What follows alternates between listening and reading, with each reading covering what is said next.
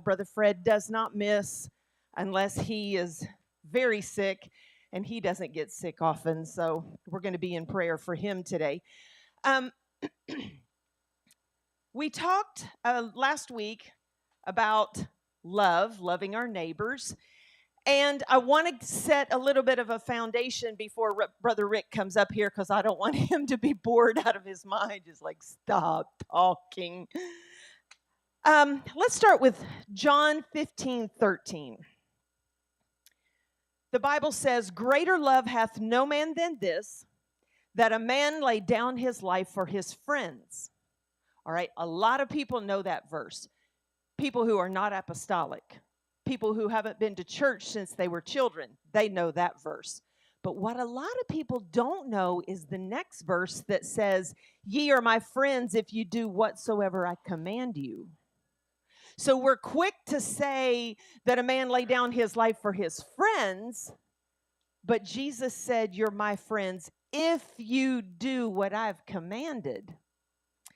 So if we are not loving as he told us to love, are we really a friend of God? That gives us something to think about. Now, the next passage that we're going to read, this is read at weddings and all kind of events. Valentine's Day, everybody pulls out 1 Corinthians 13. So I'm going to read it from the King James, and then I'm going to read it in the original Greek so we can see what Paul was saying. "Charity suffereth long and is kind." And before everybody turns and looks at Sister Charity, just replace that word with love, okay? "Charity envieth not. Charity vaunteth not itself, is not puffed up, doth not behave itself unseemly, seeketh not her own, is not easily provoked, thinketh no evil, rejoiceth not in iniquity, but rejoiceth in the truth, beareth all things, believeth all things, hopeth all things, endureth all things." Now I want to read that same passage. And what I did was I kind of went in and did a deep dive on the Greek translation, what the original Greek meant.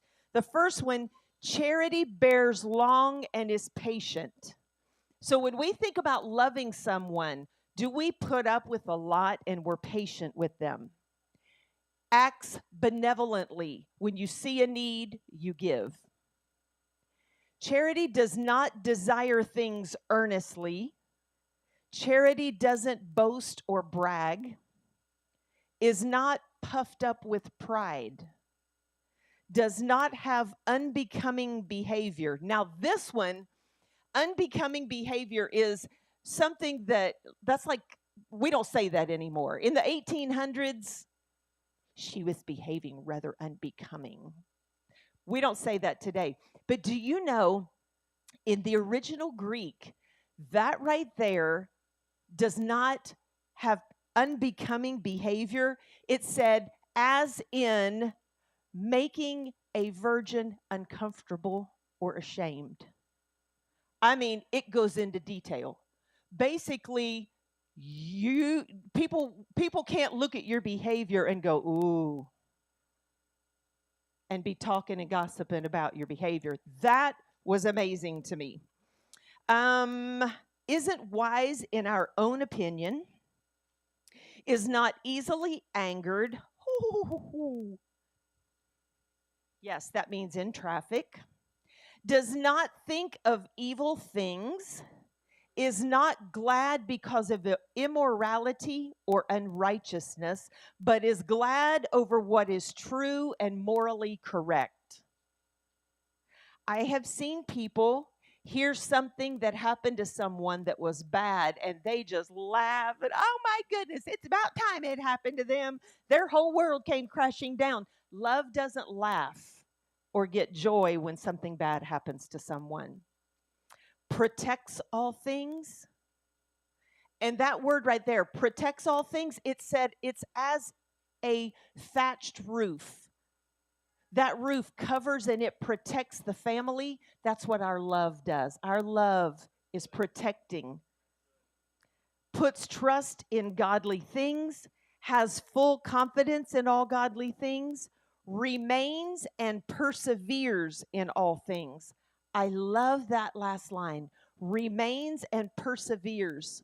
When we want to give up on somebody and wash our hands and go, that's it, I'm tired of messing with them, true love remains and perseveres. So, Brother Rick, if you'll join me here, we're going to talk about sacrificial love, the depth of love that we need to have. It's one thing to love our neighbor, it's one thing to love our coworker or our family member. But the depth of love that God wants us to have is on a whole different plane. And so that's what we're going to be talking about today.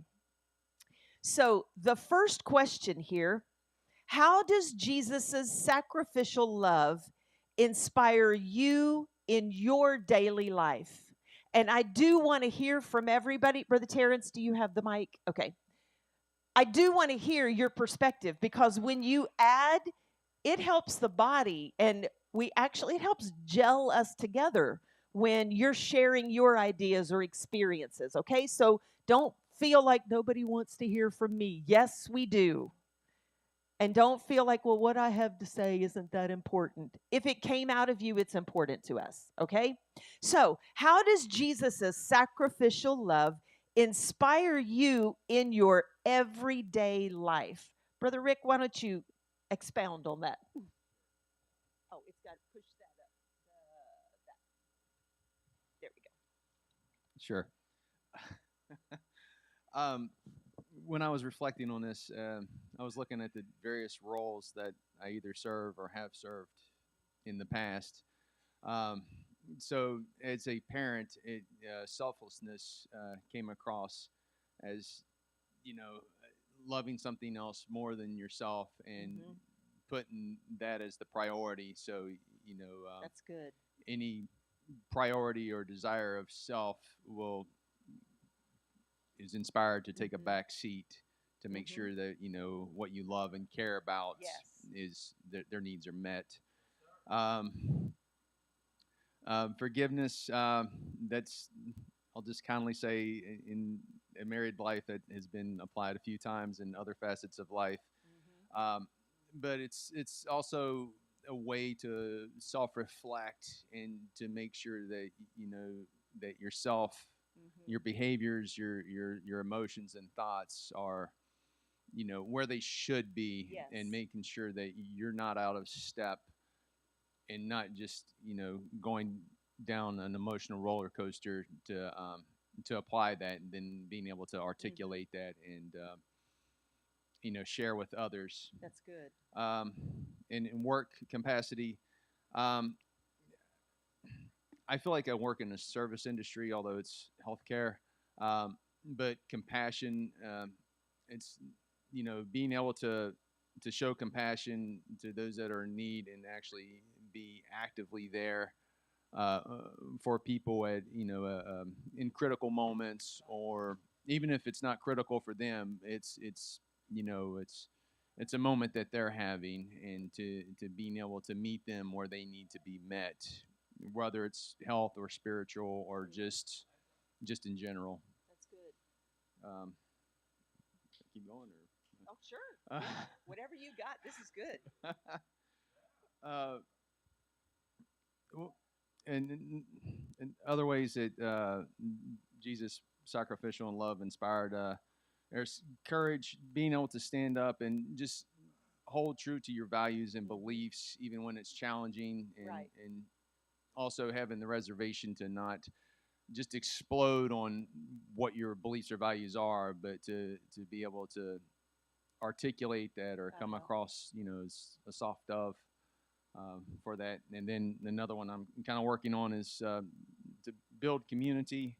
I'm not an outgoing person, but it's important to strengthen community and promoting just facilitating bonds. That's good. Thank you. There's something he said that just clicked with me.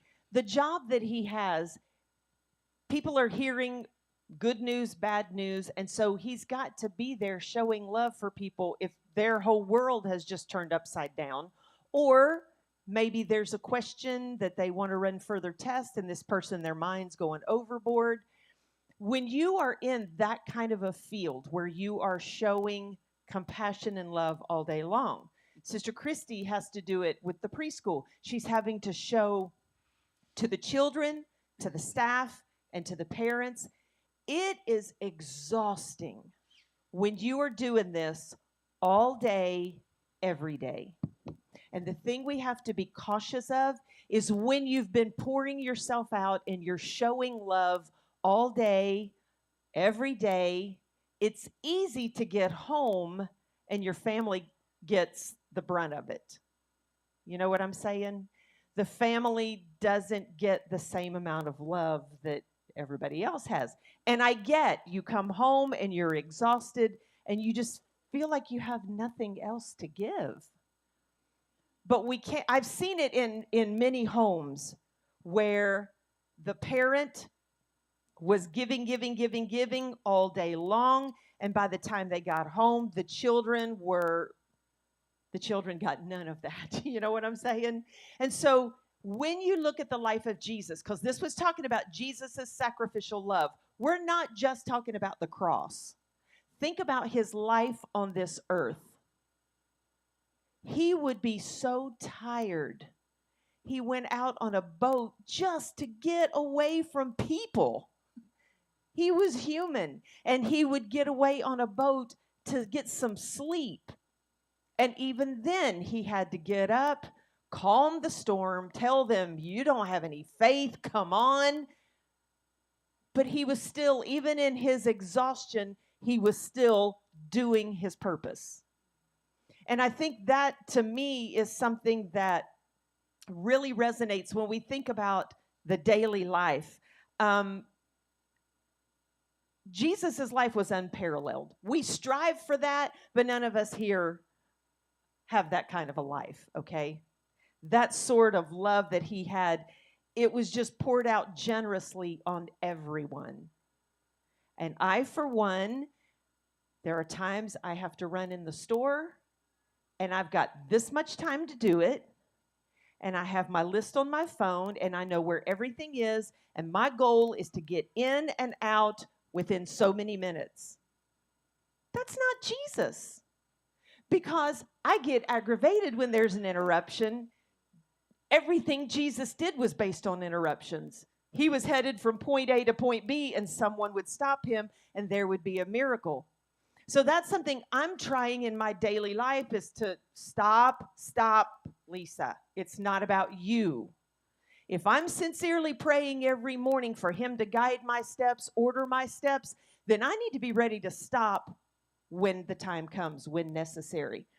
Another thing that I love about Jesus, his love was love that was shown in action. He didn't just tell them that he loved them, he showed them. He fed them, he cared for them, he raised their dead family members, he healed their sick loved ones, he showed his love. I think that's the difference in Jesus of 33 AD versus Charlottesville 2024. Is we can say, love ya, and we walk out the door. It's different when we're having to show that love. You know what I'm saying? Okay, is there anyone who would like to add to this? We've got Sister Mears and Sister Kathy Parker. Like you were saying, love you, see you. They train you at the grocery store that customers are always number one. So when they come and they ask you or something, you don't just tell them. We're supposed to leave our register and walk with them and help them find it. And when you do, they'll come back again because you were so kind and you showed you cared. But if you just said, well, it's on aisle so-and-so, And I have seen a lot of people do that in grocery stores, and I didn't want to go back. You can't help me find nothing. Oh, well. But, And it works in every area of your life. That's right. You have to take time. Life is going to go on. Mm-hmm. And I told a lady in the grocery store, I said, look, they were worried about taking to. I said, don't worry about them people behind you. They can wait. Mm-hmm. You're the most important thing right now. And people need to take time, Yes. spend a little time with each other. That's good. Thank you for that. That's great. Sister Kathy. Michael's hands are full, so it's for him. So, given my line of work, can you back up? Thank you. I recognize that what I'm supposed to do is bring peace out of the chaos and to show the love of God wherever to everyone at any point in time. And I recognize that at any point I can fall. And I don't know when the Lord will call me home, but the thing about Jesus is he knew. He knew. Good?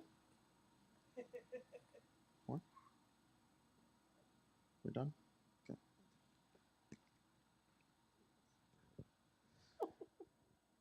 He knew when he would die. Uh-huh. He knew what he was going, exactly when, how. Right.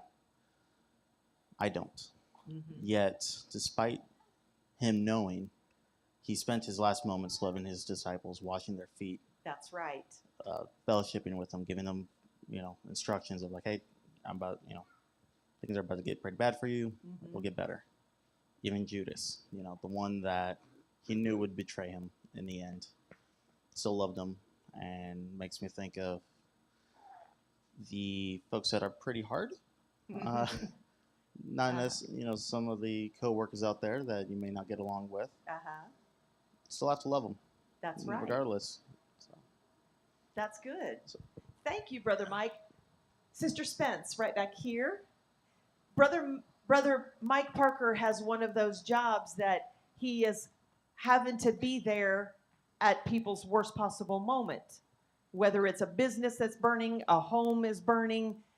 And so he's having to show love all the while putting his life on the line.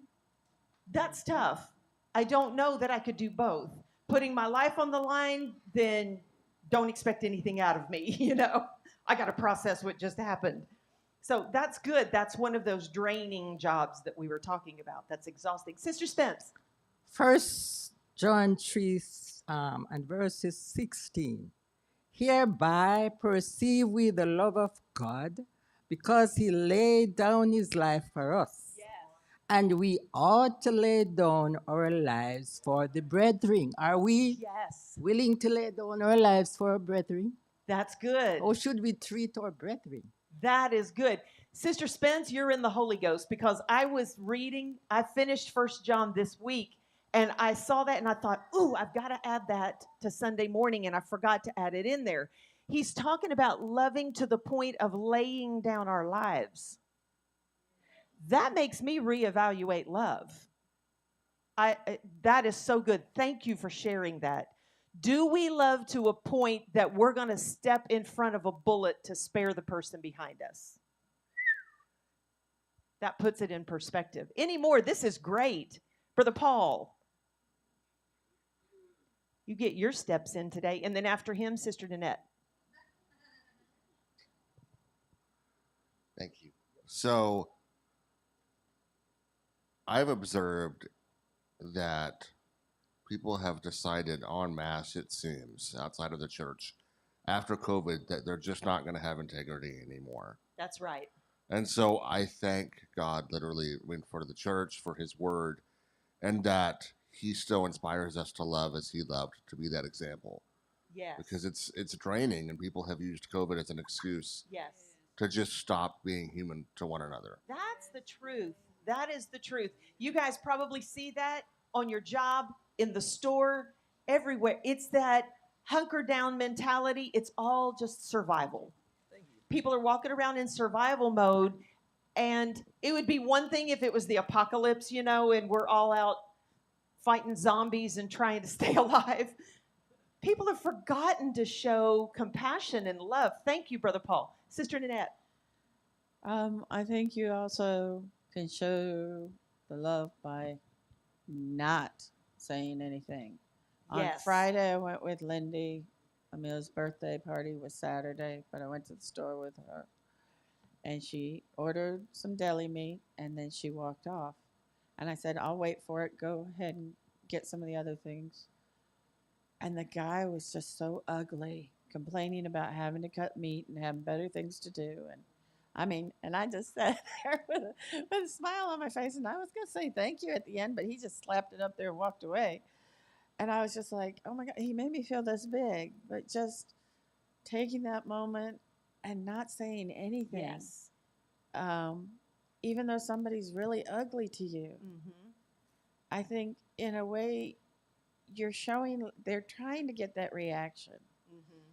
And you're showing love by still trying to be kind, Yes. even The when fact somebody's that you- ugly. Yeah, the fact that you didn't turn that into a major issue, which is what society does now. Oh, trust me, I wanted to say something at some point. Because first he was complaining at a couple of the girls in the bakery section, and they kind of huddled together. Uh-huh. Apparently, he intimidates a lot of people. But then he started directing it directly Uh-huh. at me. And it was that inner part of me really Uh-huh. wanted to, okay, just shut it. Yeah. The flesh side, yes. Mm-hmm. But I told myself in my head, I'm going to say thank you when he finishes, despite Yes. feeling abused by the time he was done. Uh-huh. But he didn't even give me the chance to say thank you. And I was just like, okay. Yes. That's good. Sometimes not saying anything is a great way to show love. I like that. Okay, anyone else before we move on to the next question? This is good. All right, the next one, we kind of started on it, was what are some ways you can practice selfless love in your relationships? Now, this is not talking about a stranger. This is not holding the door for someone as they're going into a restaurant. What are some ways you can practice selfless love in your relationships? Brother Rick, share that with us. Sure. Focusing on attentive listening. I mean, it's basically, just showing genuine interest without focusing on self. It's an art and a science to it. Labeling emotions, listening, mirroring back what's been said, and trying to have that other person feel completely heard without any kind of rebuttal from yourself. And if there is, you basically apply it another time, not while they're trying to share, because that can spiral. Acts of kindness, of course, patience and understanding, and providing support and encouragement.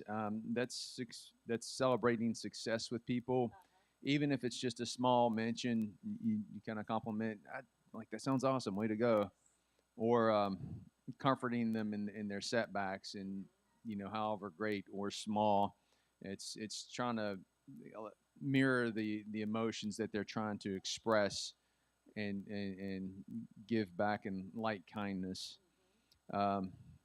Forgiveness when needed, and that can cloud our own thoughts and judgments, and it can affect our engagement with others, so that can affect the love that and relationship that we're trying to provide. And then lastly, spending quality time, just being there for someone, showing that they are of value to you, whether there are like interests or not. But that'll show you're valuing the relationship, whether it's mutual or if there's differences. That's good. I like what he said about actually listening. There's a thing that was going around social media there for a while and said, are you actively listening to someone, or are you listening to respond?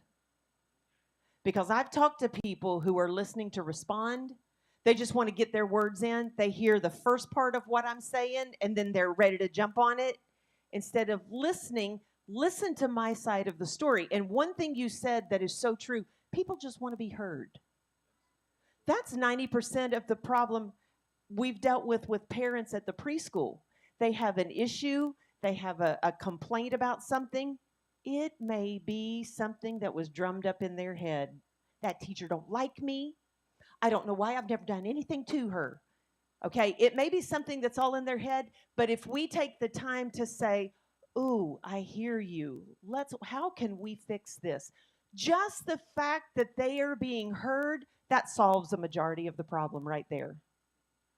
But as Brother Paul brought up earlier, we're in this huddled COVID mentality. I say we, I mean the rest of society. They're not taking the time to hear you. They want to be heard. They want somebody who can listen.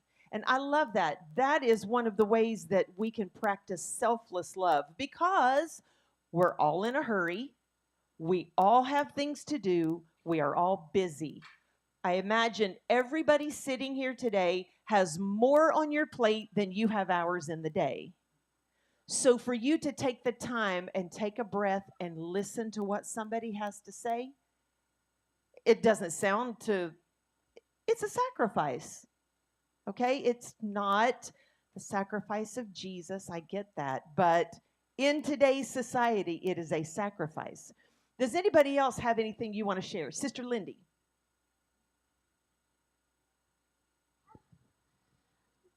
Don't just be reactive in the moment. Thank we you. all have our bad days, and that Yes. includes the people we care about. Yes, that's good.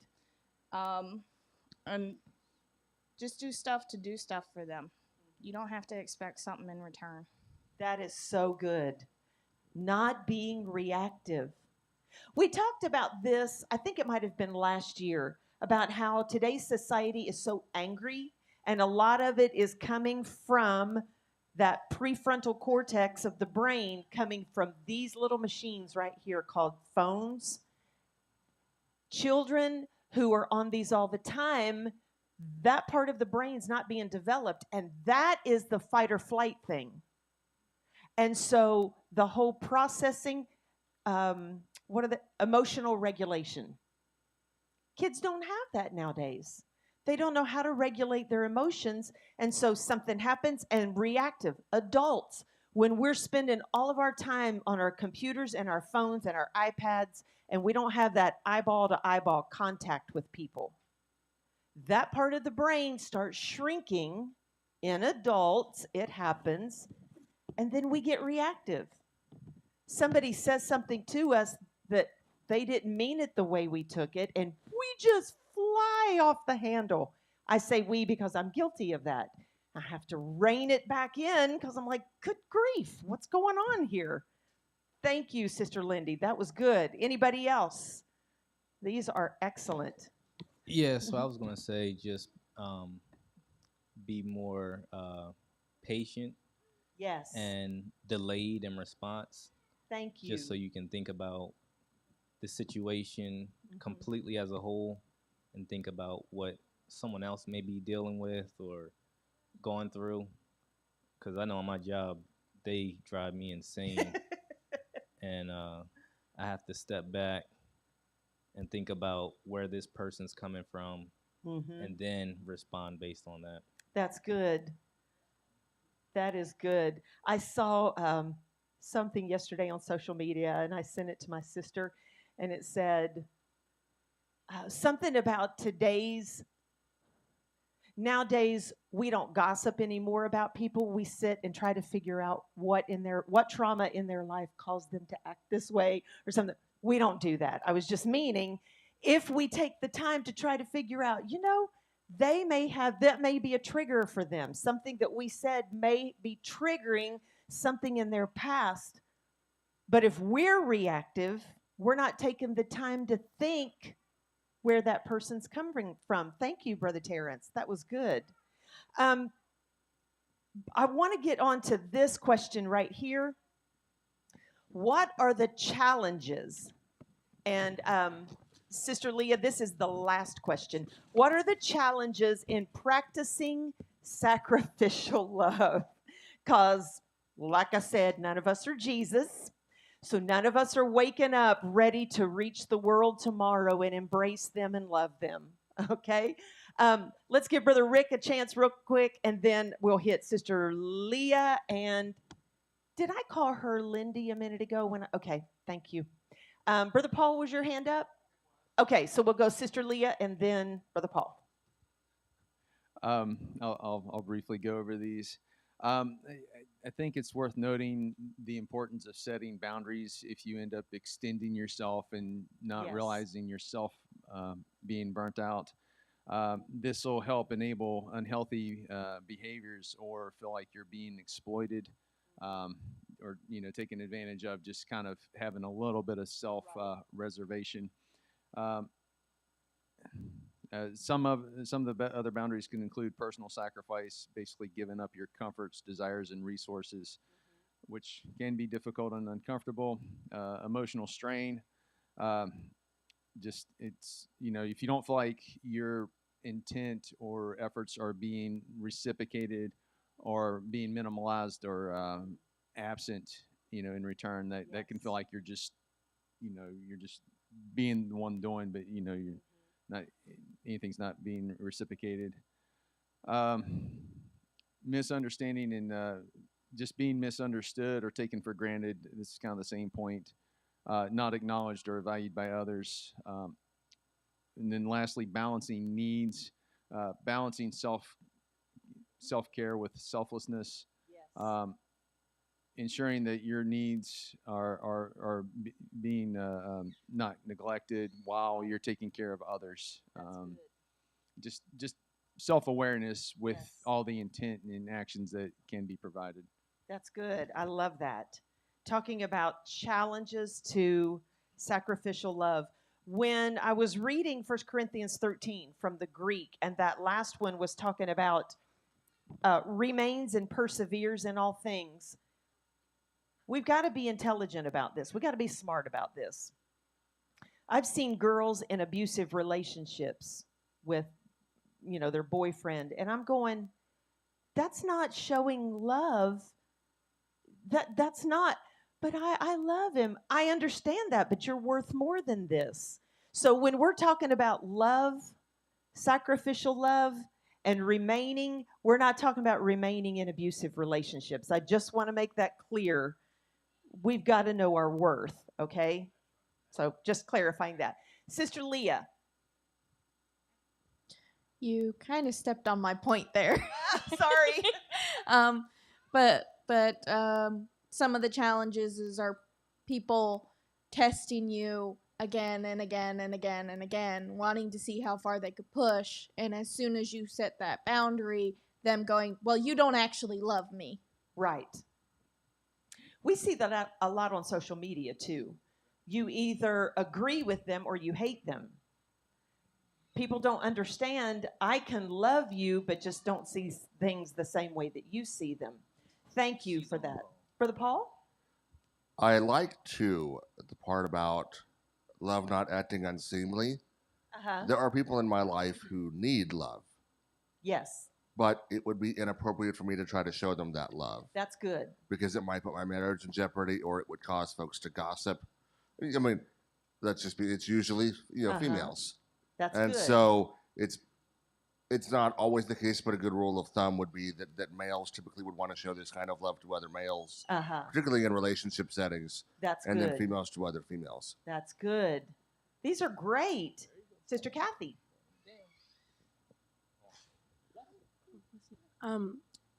Sacrificing in times where you're putting your own interests and desires aside, or times when you're putting energy and thought into things that you just don't like to do. Like Michael loves to go to the pawn shop and look at all the guns. And he'll ask me, like, do you like this one or do you like this one? And I'm like, the extent of my interest is gun goes pew. So, like, I mean, he'll ask me questions about the guns, and I'm like, they all look alike to me. But when I see him in the store and his eyes are just glittering, I'm like, all right, okay, so I'll ask him questions about them, even though it's like the least interesting thing to me. I like to see the way he responds when he sees, I'm showing interest.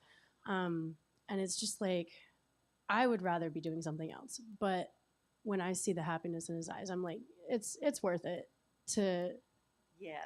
just like put myself aside and be like, hey, so do you like the Woodstock, or do you like the color of this one, or what makes this one so special to you? And he just lights up. He loves it. So it's worth it sometimes when you put it yourself aside. Yes, that is true. You sound with guns like I am with sports. I'm like, I like those uniforms. He's like, that's not what this is about. Yes. I wrote something down in James that I don't have it on the screen, but I thought this was interesting that James said, who among you is wise and understanding? Let him show by his good behavior his deeds in the gentleness of wisdom. But if you have, now this is where talking about challenges to love, jealousy, selfish ambition. He says, do not be arrogant and so lie against the truth. He's talking about wisdom from above is pure, peace-loving, gentle, reasonable, full of mercy and good fruits, all these things. So I think one thing that's a challenge in practicing love is sometimes jealousy gets in the way. You see how a person is being treated and you don't think that, they're being treated better than they should be treated. So then it's hard for us to show love to them because we don't feel like they need it. Anybody else want to talk about challenges to showing love? Sister Nanette.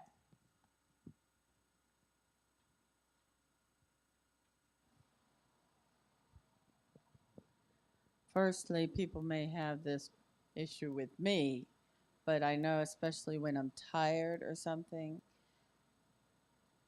trying to show that love and focus with people who are challenging. I have people in my life, family and associates and things like that, that they're difficult at times. And especially if I'm tired or not feeling good, it's very challenging to just be positive and loving. Yes. When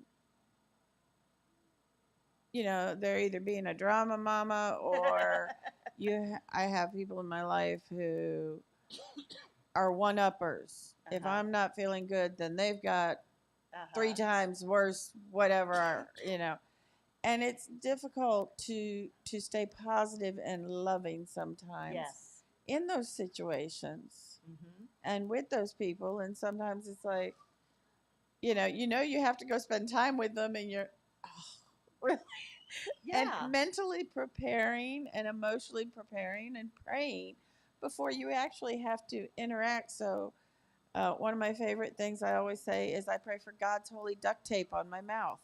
Just slap it on there so nothing comes out that I can't take back or that's upsetting. That's good. But it's just trying to emotionally yourself and spiritually prepare yourself for those encounters. They may not go sideways, but 9 times out of 10 they do. And so you just have to be prepared ahead of time and pray that it doesn't go sideways. Exactly. And I like that. The physical and mental side of loving, that can be a challenge. When you're tired, when you're emotionally drained, and you feel like I have nothing else to give, and here's a person that needs my love. Sister Leah has her hand up. Did you have something else to add on that? I didn't want to skip by you if you still had more on that. Oh, go ahead. It was just an add-on to what you were saying about people being in like not ideal situations, and the point is not letting others label what love is. That's for right. You. Like either know it from the Word or from God, or from godly people, and not let other people define what that is. That's like good. You should know or seek to know what that is, and not leave it to just people in bad situations to dictate what that means. Yes, That is good. Thank you for that. Sister Leah? Okay, this is from Brother Skipper. Okay. Fear is probably the biggest challenge. Oh, fear, that's good. Fear of rejection, fear of folks not reciprocating, etc. That is very true. I can attest to that. Being afraid to show love to somebody, you don't know if you're going to get smacked in the face, not literally, but figuratively, shunned, rejected. That is true. Thank you for that, Brother Greg. Fear is a huge challenge when it comes to showing love. You know, there's a part of us that none of us want to admit, but way down deep inside, sometimes we don't feel like a person is worthy of the love that we give them. Brother Mike. I'm sorry, I didn't mean to cut you off. I want to say a word that a lot of folks don't like. The discipline. That there are situations that you may be in that you may want to kind of focus on you, but we're commanded to love. You're gonna have to have that discipline to go. Yes. Like case in point, I'm not saying like, oh, you're in an awful situation, that aside. Mm-hmm. Like case in point, there are times when I am downright exhausted. Mm-hmm. I want to be left alone. Yes. But if I get a text or a call on my phone from someone that needs help and they're like, hey, I need to talk, I have questions about God, I need to vent, to go ahead and have that discipline to be like, all right, that's push good. Myself aside, let's go ahead and help you out. And then what I find is a lot of times by showing that love to them, I end up finding love for myself, and I feel more revitalized from it. That is so good. Discipline. Thank you for bringing that up. Discipline. When we want to not answer the phone because we're just like, I can't deal right now, the discipline of going ahead and doing it and being there. Thank you. Thank you to all of you for sharing. Thank you to Brother Rick. This was so good. I appreciate this. It is 10:45. We're going to dismiss you.